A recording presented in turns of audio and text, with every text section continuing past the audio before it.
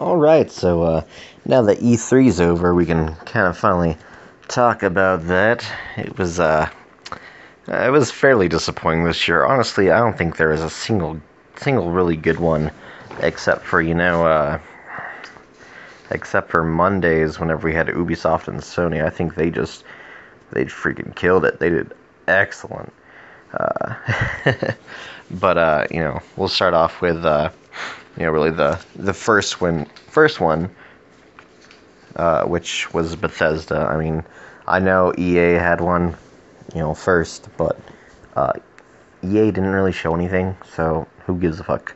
I mean, they showed Battlefront 2, but I mean, everyone knew they had Battlefront 2 and that was coming, so ignoring EA completely. And moving on to Bethesda.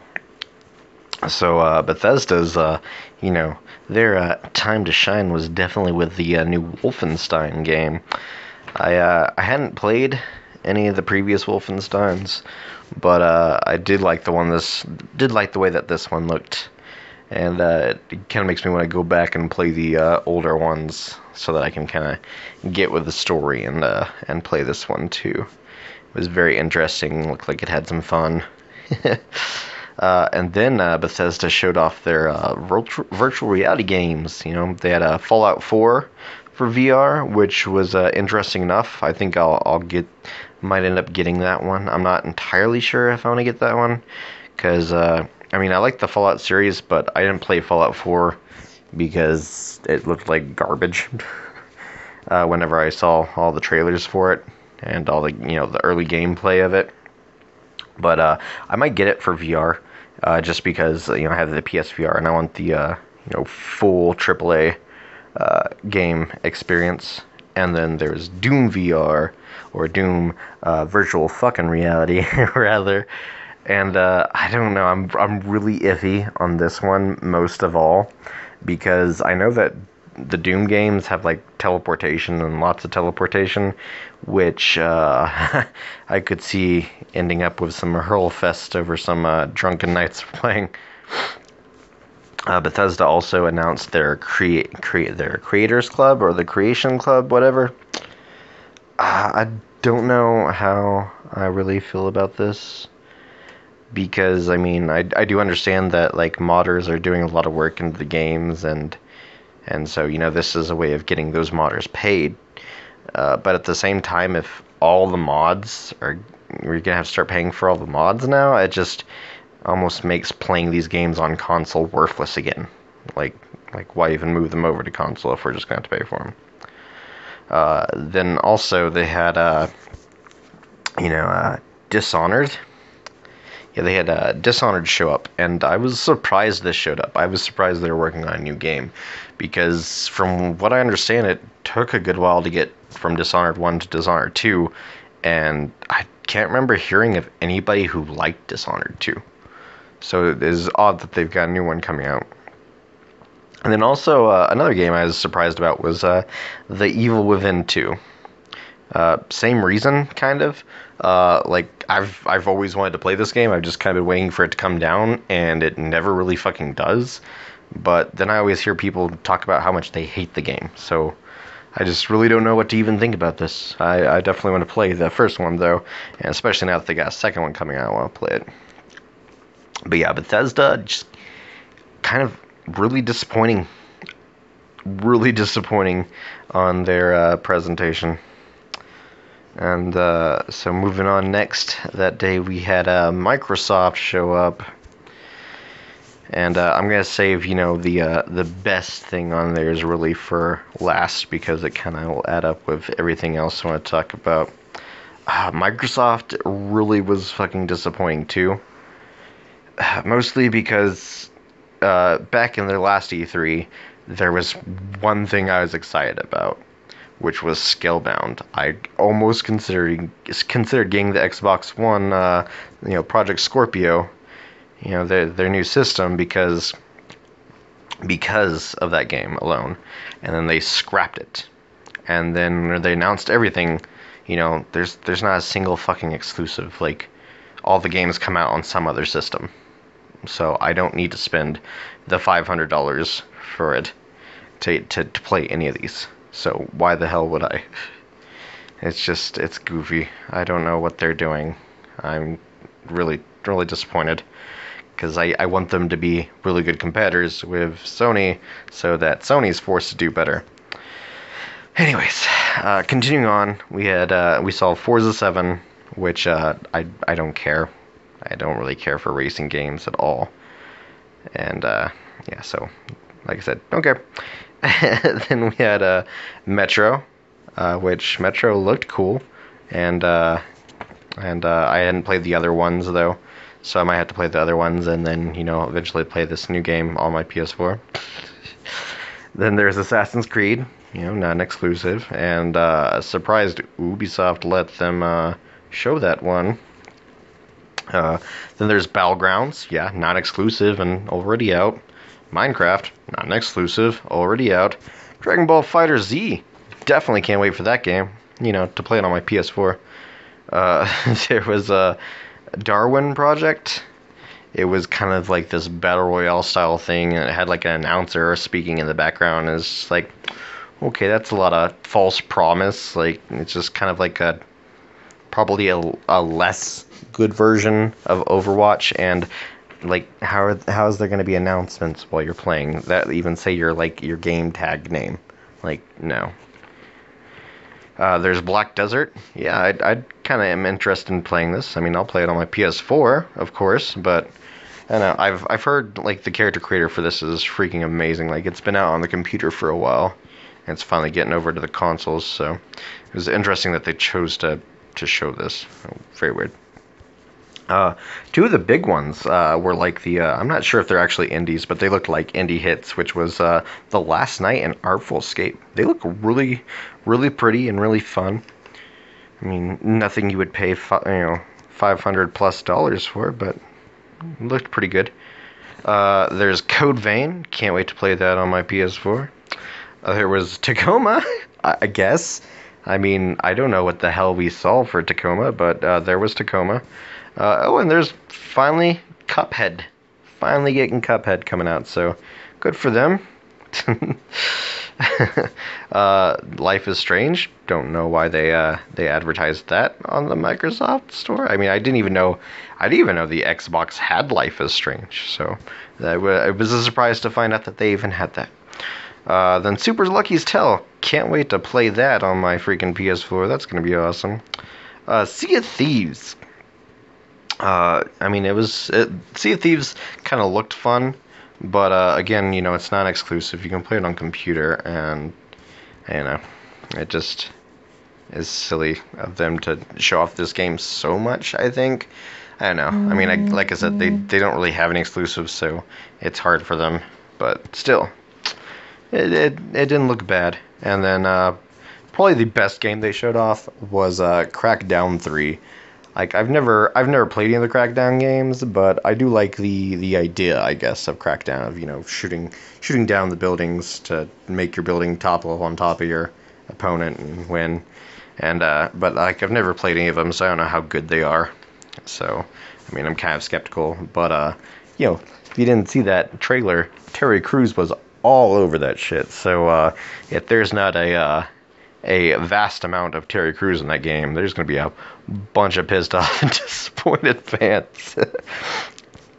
And so finally, to wrap this up, talking about their biggest thing that they announced was the Xbox One X, which the Xbox One X is coming out at $500, and as said, it's titled Xbox One X and not the Xbox Scorpio. I mean, it's an impressive machine, obviously. There's definitely things to love about it, like that's a 4K player and even more backwards compatibility is what they're saying. Well, not specifically for this system, but they are going to be working more on backwards compatibility, which is awesome. That's one thing I think Sony could fucking learn from is backwards compatibility. I'm still pissed off that I can't play my older games on the system. But yeah, there's no reason really to buy one. I can't see any kind of reason that you would want to buy them. I mean, the reason I own a PS4 Pro is because it works better with the PSVR. And I knew I was getting PSVR. I wanted to be an early adopter. I want to support that and get more games for it. But Xbox One X doesn't have anything. Like just supposedly you can, see your games better in it and there's less load times, but I mean, in what game is that such a super horrible problem that you want to pay $500 to have it decrease slightly?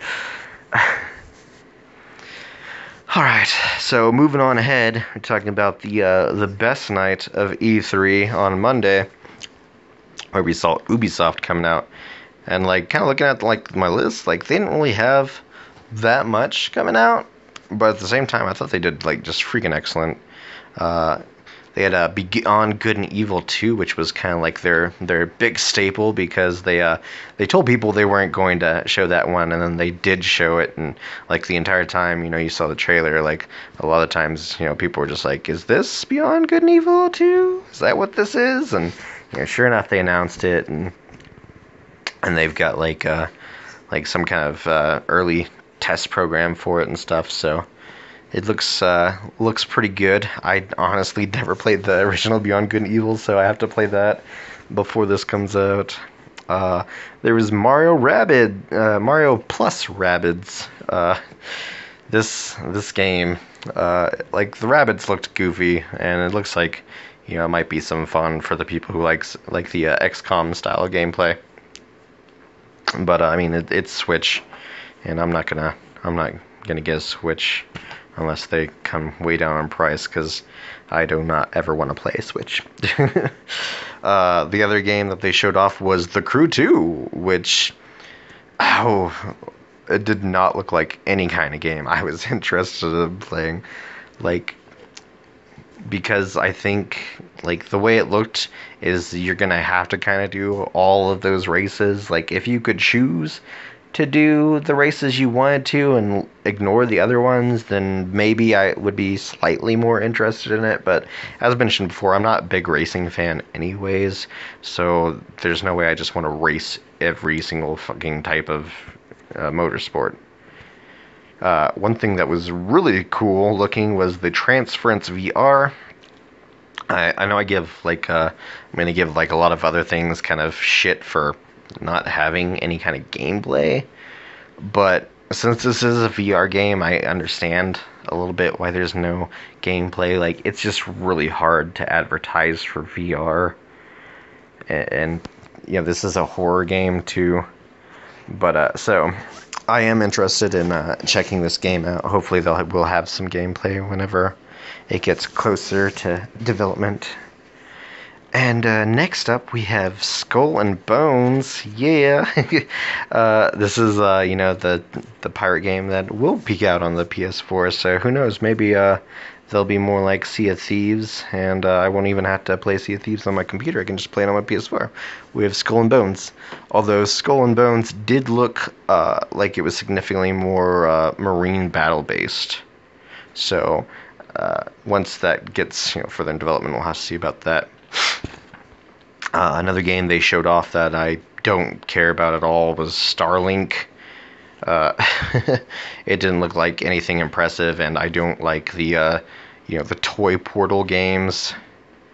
Although I know kids love it, and honestly, I'm surprised this came out on all systems. I mean, I guess a lot of these games are Disney's Infinity, Skylanders came out on all of them, and now the Starlink. So, I mean, it's not that surprising, but at the same time, it just seems like a Nintendo Switch game.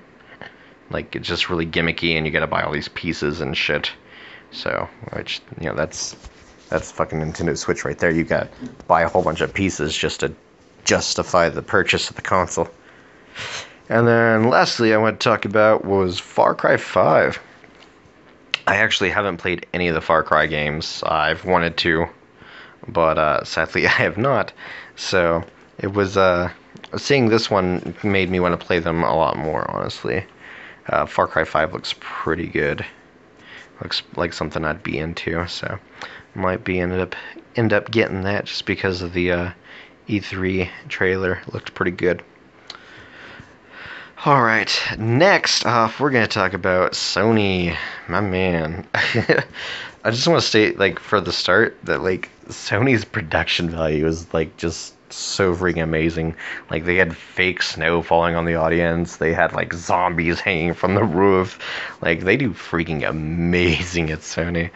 Like, they definitely put in the work, which is nice because, you know, they pay like hundreds of thousands of dollars to be there. Like, I'm not sure exactly what they're paying, but I know they pay quite a bit to be there, and it was just sad to see these other companies that, like, you know, weren't even showing gameplay or weren't even talking about their games. They just spent 30 minutes like, here's a fucking video of the stuff you've already seen. Bye. But Sony went above and beyond. So Sony's, you know, biggest thing really that they showed off was Spider-Man.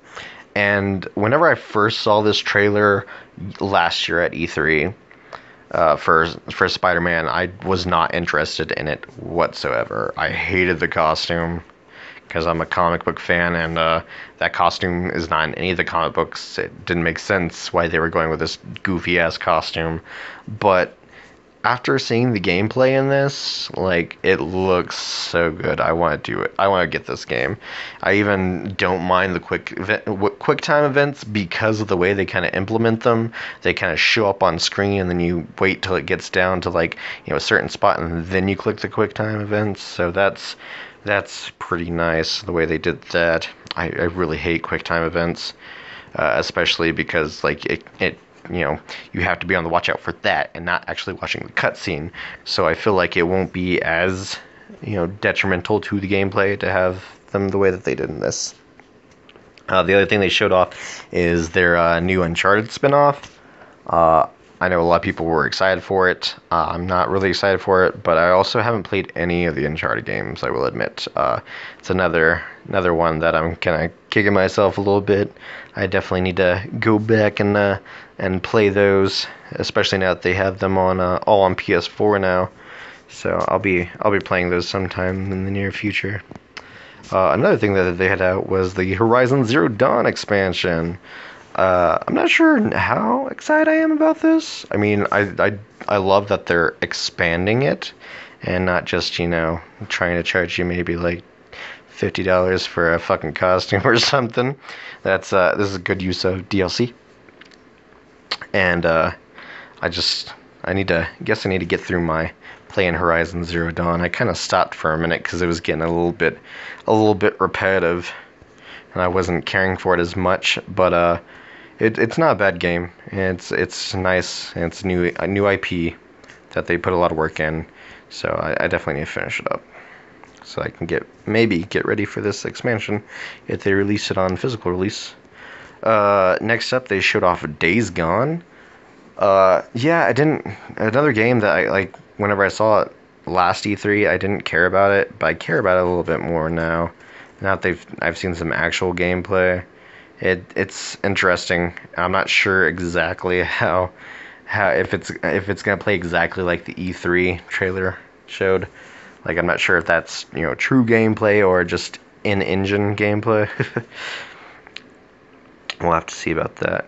And so next up, one of my favorite things that I saw there that I'm super excited for was Monster Hunter World. It's so awesome to be getting a Monster Hunter game on the PS4, and this one looked freaking amazing. Can't wait for it. Next up on the list is Shadow of the Colossus remake. I've been putting off playing Shadow of the Colossus because I wanted to get the HD version of it, and now they've got this, you know, HD remake version of it coming out. So it's just kind of like, I don't think I'm ever gonna play Shadow of the Colossus as much as I've always wanted to. Next up is Call of Duty World War II, and honestly, I could give less. I don't like Activision shooters. The only really FPSs I'm really into, I liked The Last of Us, which was very surprised that we did not see The Last of Us 2. And I like Titanfall 2, which is Respawn Games. And Respawn Games used to be, you know, essentially Activision, and I liked Activision whenever they were whenever they were them. Like Call of Duty Modern Warfare 2 is one of my favorite shooters back in the day. It was one of the big reasons for owning a PS3 back then. Another thing that they showed that I don't give a flying fuck about is Final Fantasy 15 Fishing VR.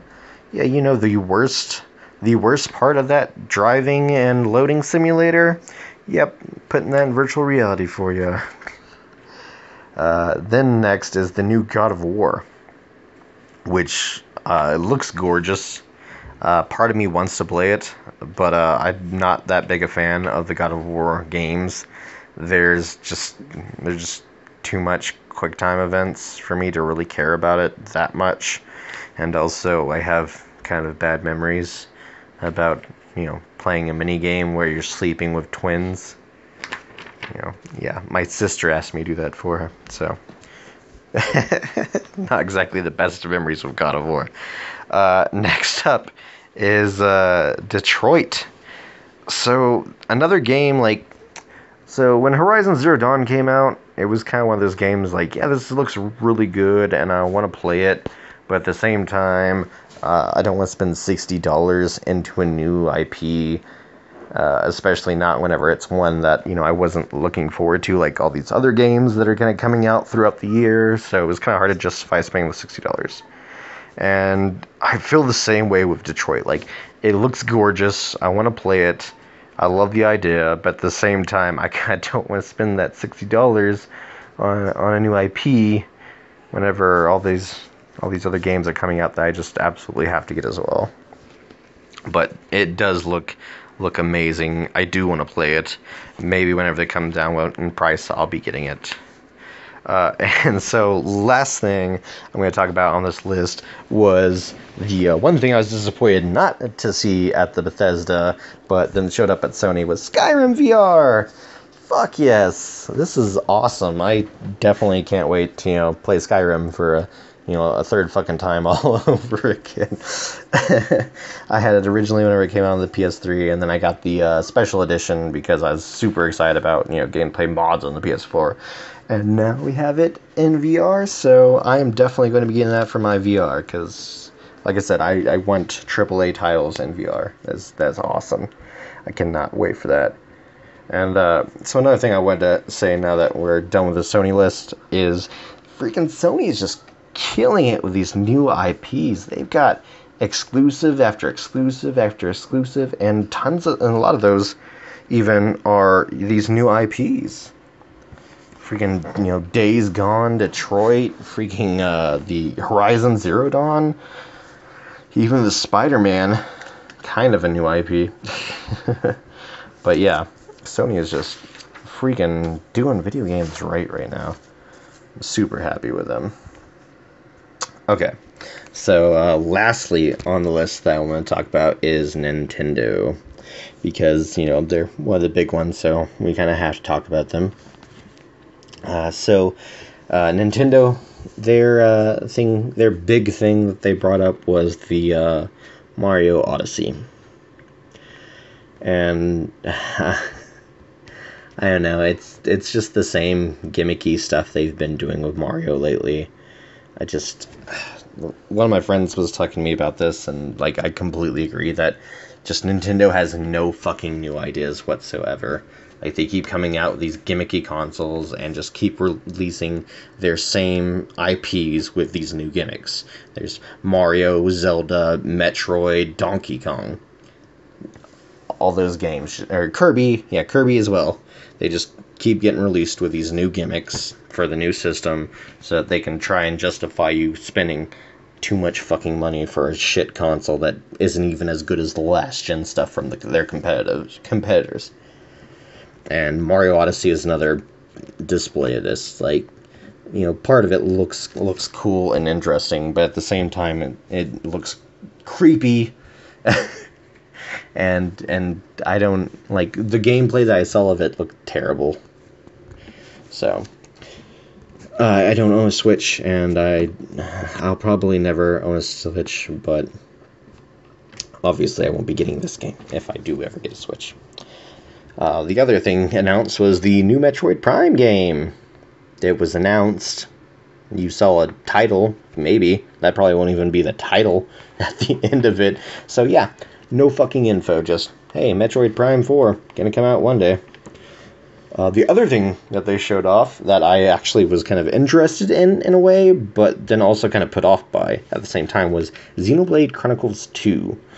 I mean, I do like the JRPGs, and I think they're, a lot of people were saying that their trailer they had for it hit all the JRPG, checklists. So they were kind of right in that, about that in a way, but at the same time, like, it looked like you have two definite predominant main characters, and that's kind of disappointing because in Xenoblade Chronicles, the first one, you were able to create your character, even though Nintendo fucking censored that for America, and we didn't get the character creator that everyone else got, or all the other countries got. But still, you at least were able to create your own character, and I guess in this one you won't be able to. So they're probably gonna do more story based on it. I don't know. I never played the first one as much as I wanted to. It just never came down in price. I'm not paying $60 for a Wii U game. That, I'm not paying. I wouldn't pay $60 for a Switch game. Those are fucking PS2 graphics. I'm not paying $60 for a game like that. So, just, all the Wii U games are like that, unfortunately. Nintendo just will not let the price drop on them, so they all stick at 60 and they don't get any buys. Another one that I want to mention is Kirby, of course. Kirby bringing back the couch co-op, which it looked, interesting enough. And then again, after that was Yoshi with more couch co-op. So Nintendo's definitely trying to bring back the couch co-op, which Nintendo's have always been good systems for that. And that's also another thing that I'm kind of disappointed with the the PS4 is there really isn't enough couch co-op games, and I would like to play more games with my wife or my kid, and there's not enough of them today. And there's so many games that you have to play online pretty much to play. It's just sad that you can't play both on the same system, two people on the same system. It's a little sad. Then we had Pokemon details. We just had an announcement that there will be a Pokemon main story game on the Switch. Nothing else. That's it. What I told you is as much as people paid $50 for that day to hear as well. Then there was Breath of the Wild DLC. Okay. I just the fucking Switch, man. You've got this game that is not even last gen graphics that everyone's talking about how amazing it is, and yet tons of people find all these problems with it, and then it has DLC. So then you have to spend even more money so that you can save it onto your system, because the system doesn't even have enough money for one game on it. It's just fucking Nintendo. After that is Rocket League coming to the Switch. I mean, good for them. It's definitely a good one, especially because Rocket League would be fun to play on the go. I can definitely see why people would want Rocket League on their Switch. That'd be a good console, or a good game to get for that console for sure. And then the last thing I wanted to mention that I guess wasn't really mentioned in the conference itself, but was mentioned later at the booth or something like that, is that there's a Metroid 2 remake for 3DS, which it actually looks pretty good. I'm not sure if I would grab it for my 3DS. There's just so many other games coming out on 3DS that I already need to get, and with every other game coming out, it adds up. So sadly, Nintendo not such a good show today this year. Although I guess it's better than last year where they didn't even show up. Anyways, that's my kind of run through of what happened at E3 and kind of my thoughts about it. Feel free to leave your thoughts in the comments and like my video, or dislike it because I bashed on Nintendo and Microsoft, and you are forever a fanboy. And definitely feel free to subscribe. It helps me out and helps you out. And lastly, and most importantly, don't forget to take care of yourselves.